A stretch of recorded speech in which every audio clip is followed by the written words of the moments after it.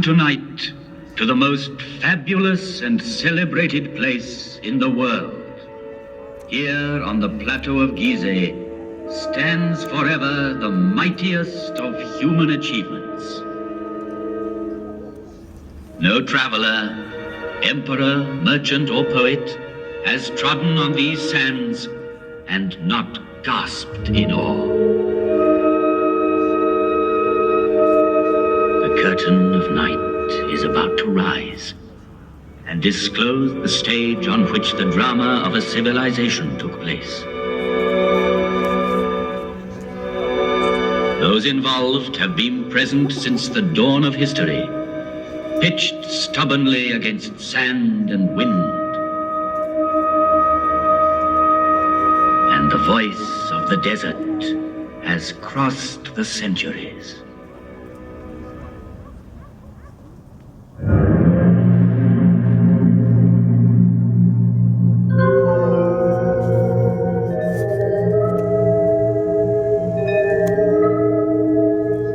With each new dawn, I see the sun god rise on the far bank of the Nile. His first ray is for my face, which is turned towards him.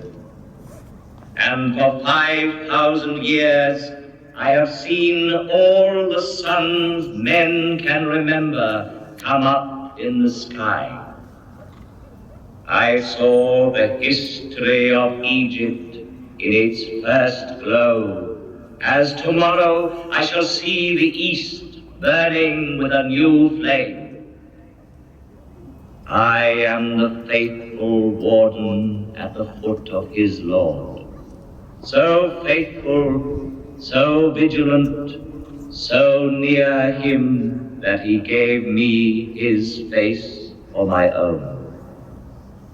I am a pharaoh's companion, and I am he, the pharaoh. Through the ages, I received many names from the people who came to me in adoration. Oh, Hamakis, you are my life's safeguard. Horus, protect me. Oh, great God, that I might see you every day.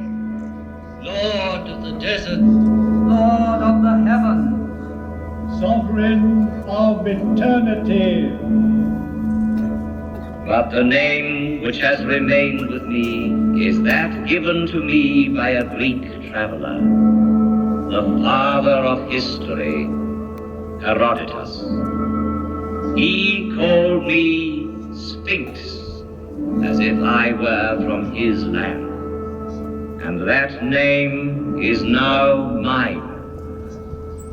Close to the Nile, I watch over the plateau of Giza, over all its monuments of modest or fantastic height. They are tombs.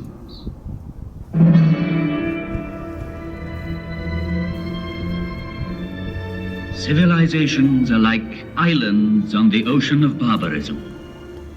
Over this one, the Sphinx has gazed and watched for 5,000 years.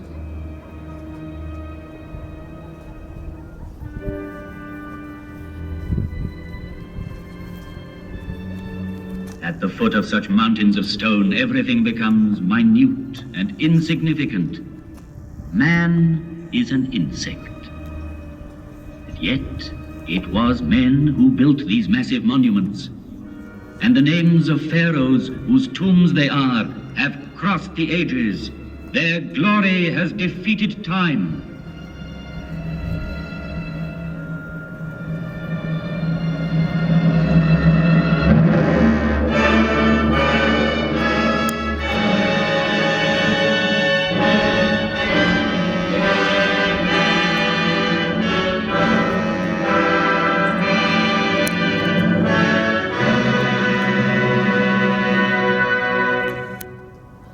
This is the